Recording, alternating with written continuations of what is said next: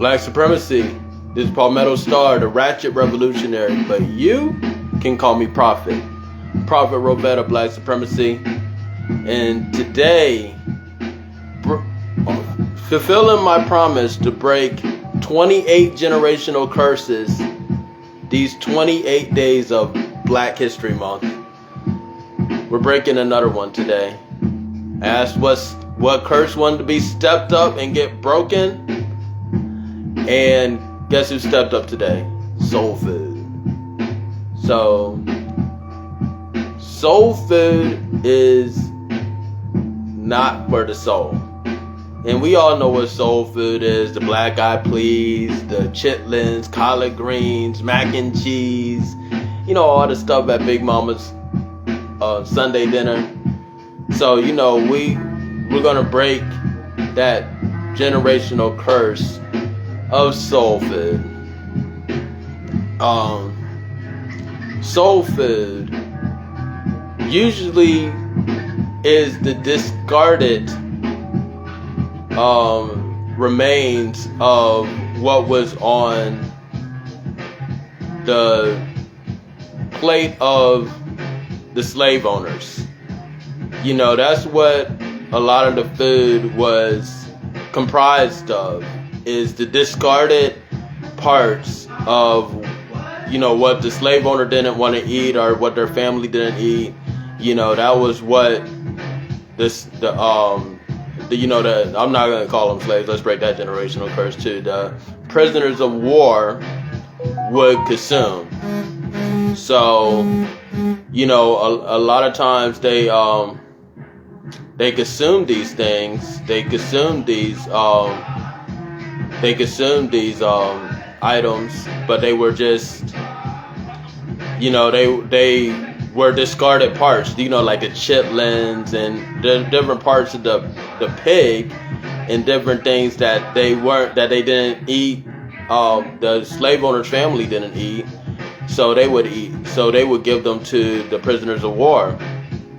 And those are the most bad parts of the diet. Like, there is no reason for us to still be eating soul food, which is really slave food. Let's call it what it truly is. Soul food really is slave food. You know, it's discarded parts of the meal that that slave owner didn't want to eat. So why are we still consuming that in 2021? And it is a part is conditioning. Conditioning leads people to eat things that were, you know, just passed down from generation to generation. You know, Big Mama cooked it on Sunday, and so now we gotta feel like we had to eat it in 2021. No, we don't.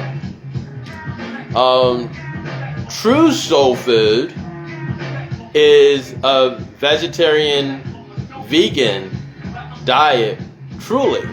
And even beyond that is food that is also medicine. You know, have your food be your medicine. You know what I'm saying? So we have to step out the soul food paradigm, because soul food really is just slave food. Let's call it what it really is, you know? And a lot of times the people that are consuming soul food today, they're modern day slaves. Honestly, when you look at the bigger picture, when you step away from the plate and look at the bigger picture of who's actually consuming these things, is a lot of times it's modern day slaves that are consuming this soul food. And so let's break out of the soul food paradigm and get into eating something that's healthy, and then beyond that, eating something that is nutritious. I mean, eating something that is medicinal as far as preventative medicine, as far as, you know, something that's healing.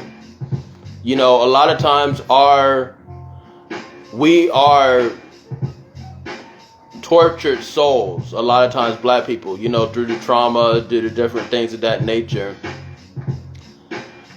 And, so a lot of times people, are tortured souls. But, you have a lot of tortured souls on your plate. And then you wonder why you feel that way.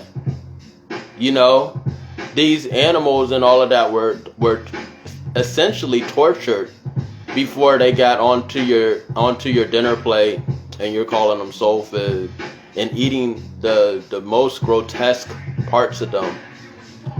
So now what are healing foods? What are foods that are healing? Ginger, things with garlic. Garlic is the number one antibiotic. Is a better antibiotic than any pharmaceutical drug. You have myriad of greens, kale, things that will actually kill you. Things that will actually heal you as opposed to kill you. So to me, that is the true soul food. Soul food is something that will heal you as opposed to kill you. The soul food that they put on your plate right now is going to kill you. You're going to suffer from diabetes, high blood pressure, different things of that nature. And it's all an attempt to kill you. And if something got soul attached to it, first of all, they're trying to promote to black people if it got some soul on it. And it's just like putting cheese on a rat trap. It's there just to go and get you in that trap. Get you in that trap. So we got to step out of the soul food paradigm. Is that slowly sucking the life out of us.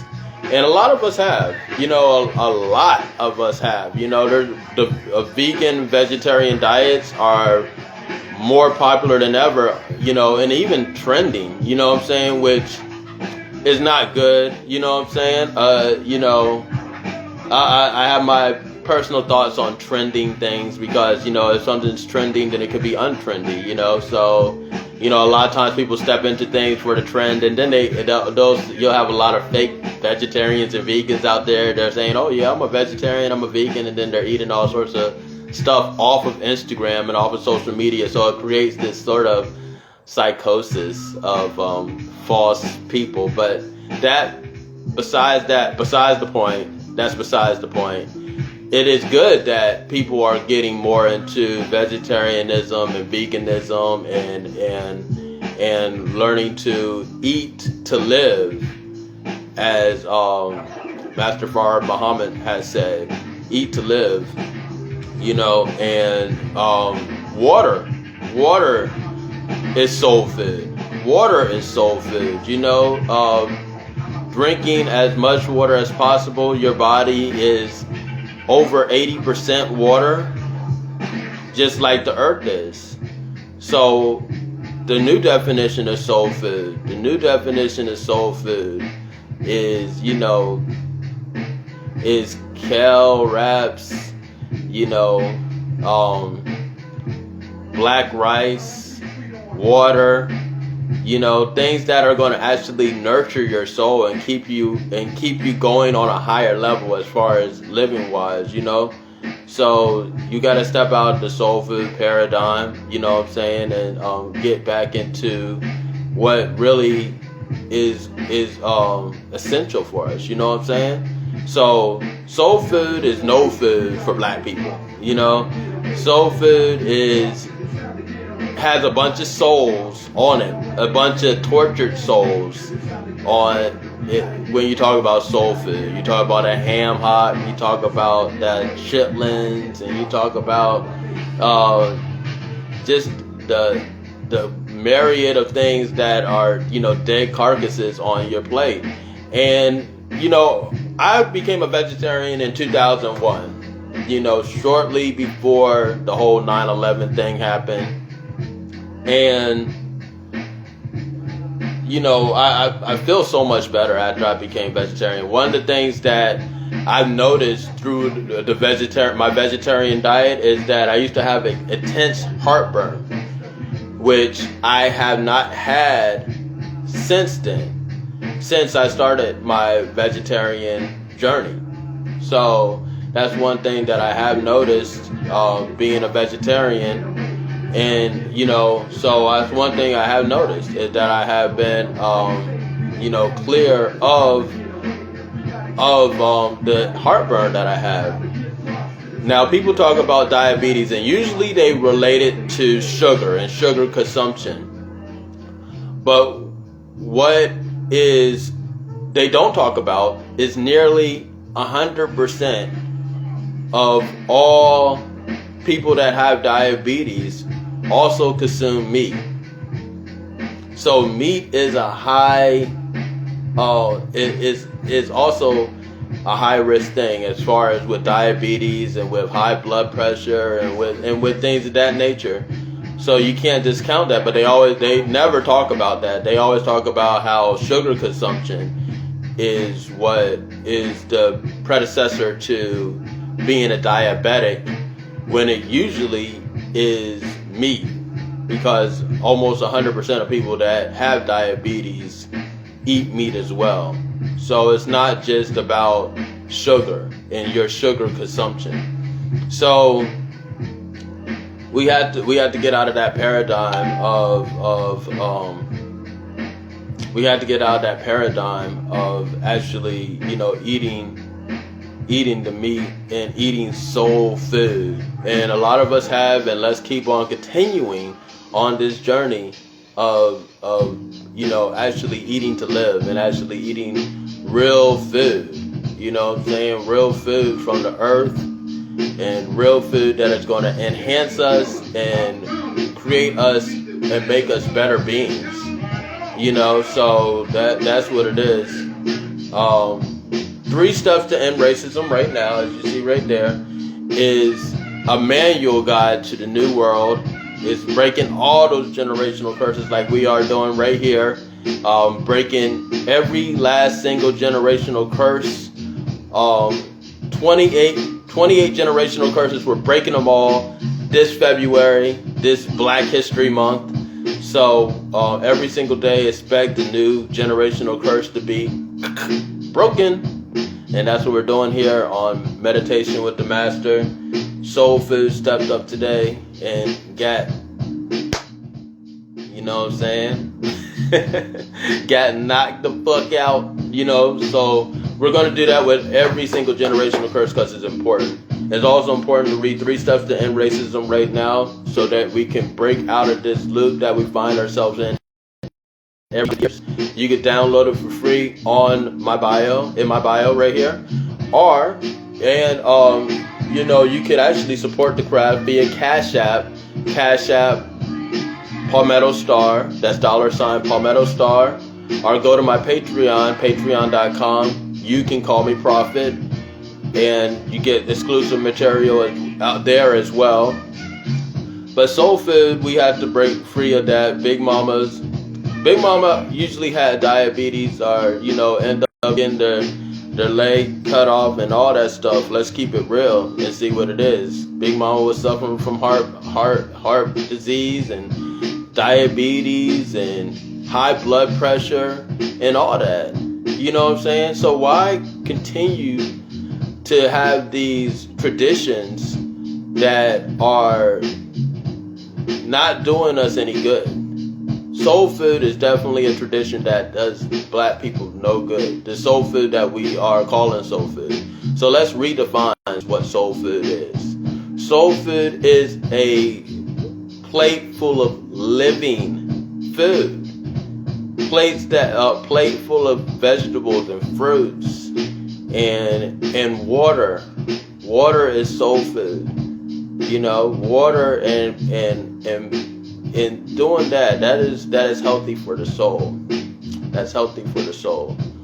So I'm encouraging everybody to stay vigilant, be aware, Black supremacy.